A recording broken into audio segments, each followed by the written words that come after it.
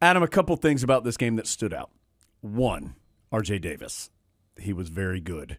Career high 36 points. It is the first time that a Tar Heel scored 35 points in a game since Garrison Brooks did it against Georgia Tech in 2020. Little gerb. Yeah, little gerb. Mr. Pickle. The first time a Tar Heel had more than 35 points in a game since Bryce Johnson had 39 against Florida State in 2016 in Tallahassee. First time, or the most points for a Tar Heel in the Smith Center since Tyler Hansbrough had 39 against Clemson in a double overtime win in 2008. So an incredible individual offensive performance from R.J. Davis. 14 of 23 from the field, 4 of 8 from 3, 4 of 5 at the free throw line, 36 points, 23 of them coming in the second half. The Tar Heel defense, again, very, very good. The whole game it was good, but particularly in the second half. For the game, Wake shoots 35.5%, 3 of 20 from three-point range. That's 15%. Second half, Wake 8 of 30 from the field. That's 26.5%, 0 of 9 from 3. Very good defense. That's what I say, Adam, according to those stats. Then, final thing was, these are actually kind of two things that go together.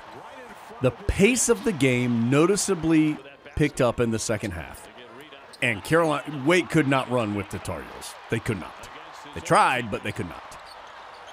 And Carolina's guards, R.J. Davis, but also Elliot Cadeau, got to the rim a bunch. And some of that was in transition, and some of that was in the half court, where they were consistently getting to the rim. Carolina only had 1 assist at halftime, but a lot of that was because so much of the offense was just the guards driving to the rim. Now, they finished with 8 assists, lower than they would like and lower than a normal game this year, but in context, honestly, not that bad, considering 7 of those 8 came in the second half. So, Adam, all of that is to say, I think Wake Forest is a good team. And Carolina just took them off the floor on Monday night. Yeah, and the defensive number is even more impressive because Wake Forest really is a good shooting team. Yes, they came into this game averaging better than 80 points per game.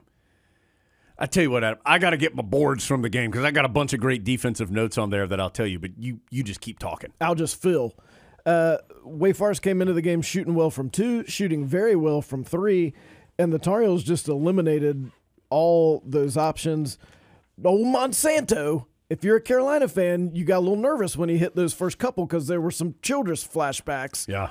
But then he finished 2 for 7 from 3. That was after he had turned and talked to the crowd and showed us all that he had ice in his veins. Yeah. But then it turned out he had ice on his right hand, and so that didn't help. Adam, that was a good one, Adam. 3 for 20 from 3. Okay. This is the 8th straight opponent that has scored 70 points or fewer against Carolina. That's pretty good. Wake Forest made 18 three-pointers in its last game against Louisville.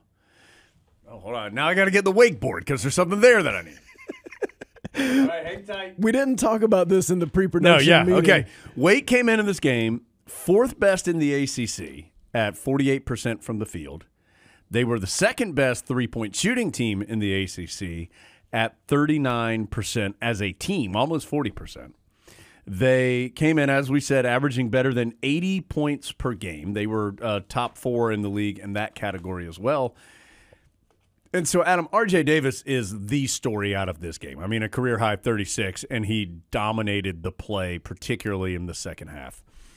But that Tar Heel defense it feels like it is no longer just a nice run of good play. It feels like now it's kind of who this team is.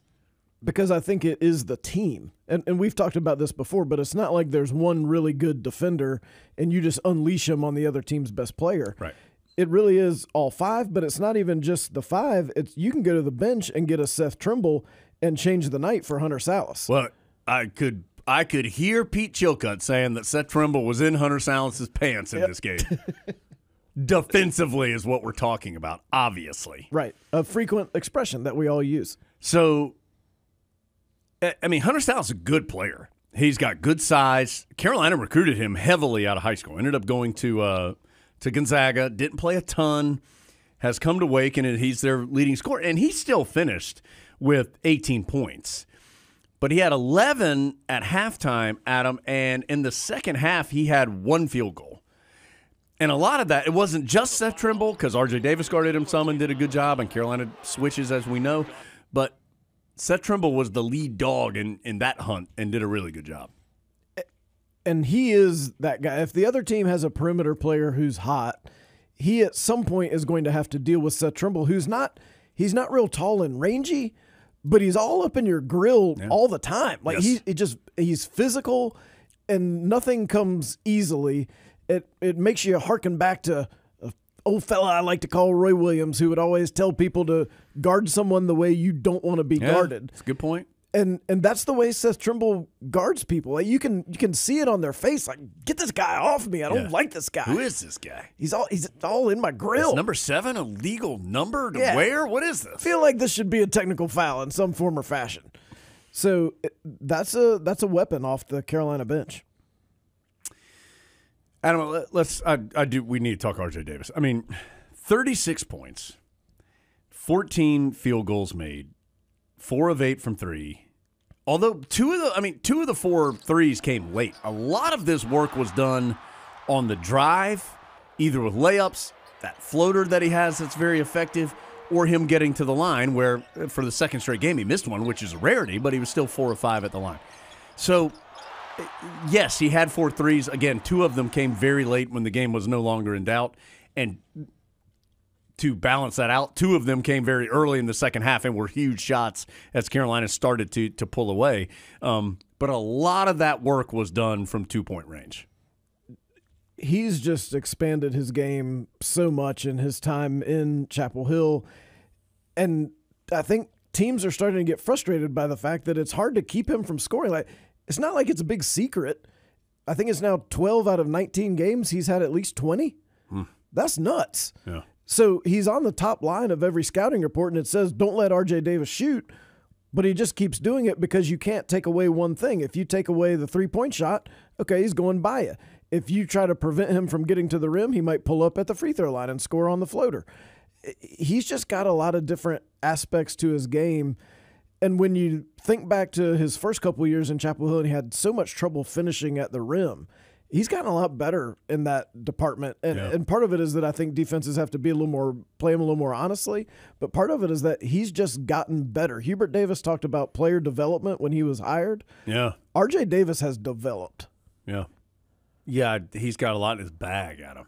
So that's what the kids would say. I think that's right. 36 points, 4 rebounds, 2 assists, no turnovers for R.J. Davis in this game. And there was no secret who was going to be shooting a lot. It was R.J. Davis. I think he started like 1 for 3 or 1 for 4 or something, too.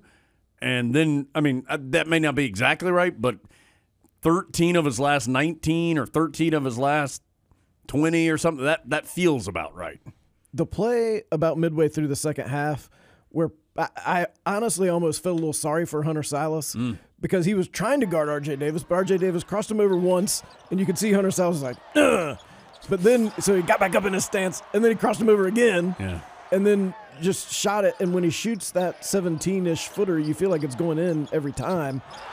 I mean, that was a pro move, just getting yourself open, doing it yourself, and scoring. And a lot of times his teammates are helping him. And, of course, you've already watched the Rapid Reactions pod, I'm sure. Right. And so you heard. And we will, later in the show, we'll detail some of the specifics. Adam. Let's not do it right now. Let's do it later. I'll mark that down to talk about later. Yes. But when you do go back and watch the Rapid Reaction podcast, you'll hear R.J. Davis go through basically every single one of his teammates and talk about the ways that they help him do what he's doing, which just makes you love that little rascal even more. Cadeau was very good.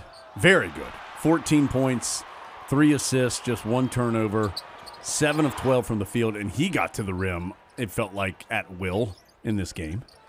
Harrison Ingram, 10 points, 14 boards. He is averaging double figures rebounds over, it's like the last 6, 7, 8, right in that range, games. He is averaging better than 10 rebounds. per contest. He's now Carolina's second leading rebounder and top 10, in the ACC in that category. And Adam, Bacot didn't have a great game for him. 5.7 rebounds. That's, a low game for Armando Bacot. Two things, though. 4 blocks, and he sealed his guy. Just off the top of my head, I can remember 3 or 4 times where a Carolina guard had gotten by his defender, was right, and Bacot just sealed Efton Reed or whoever it might be out of the way so the guard could go to the rim and lay it in. And so 5.7 rebounds, not an Armando Bacot terrific game. But I did think he did some stuff to help Carolina win. And part of what's so fun to watch about this year's team is they don't need Armando Bacot to have 20 and 12 every single night. Right. They can survive a 7-rebound, 5-point night, which, as you said, not a great night by the standards that Bacot set for himself, which are so high. He basically neutralized Efton Reed, who was also 2 of 7 from the field and had 7 rebounds. So they just kind of canceled each other out. Well, here's the thing. If those two cancel each other out, Carolina's left with more than Wake Forest is. Yes. So if you can play him to a standstill, your team's got the edge. 85-64, Carolina wins it. Adam, what else you have from the Smith Center on Monday night? Good atmosphere. Great crowd. Nearly a full sellout, 21,175, the announced attendance on a Monday night after Carolina had just played BC on Saturday. Of course, it is last time for a little bit that you get to see the Heels. They'll be back home next Saturday against Duke, but great crowd. The final score will not tell this story. The first 25 minutes or so of this game, it was intense. It was a kind of old school, just Big Four ACC slugfest, and then Carolina changed that narrative. Good 17 minutes from Jalen Withers. I think speaks to how so many different guys have bought into what they're being asked to do to help Carolina win. Right now, you've got the starting 5, and you've got Trimble and Withers who are giving you pretty consistent, great minutes, around 15 per game. Jalen Washington's had these last couple of games have not been his best, but I still think you can count on a solid 7 to 10 minutes from Jalen Washington. He ended up with 4 points and a rebound tonight in limited action. I think Carolina feels very good about that 8. Paxton Wojcik has struggled with his shot some. He's been fouling a little bit too much. I've seen Paxton Wojcik be too good in practice to not think that there's going to be a game or two that he gives Carolina something big.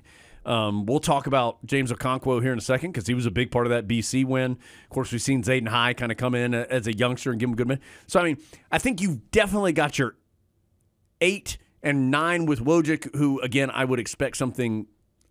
I just think he's going to give you something at some point that's going to be beneficial. And he already gave you the big 3 the big 3 at Clemson. That was a big shot, yeah. And I think the good thing about him is it's not like he's some 18-year-old whose confidence is going to be shot. I think he still believes every time he goes out there, he is going to contribute something, and that's what makes you think his time is going to come. Yeah. So it's a good win, Adam. Against a good Wake Forest team that needed a win.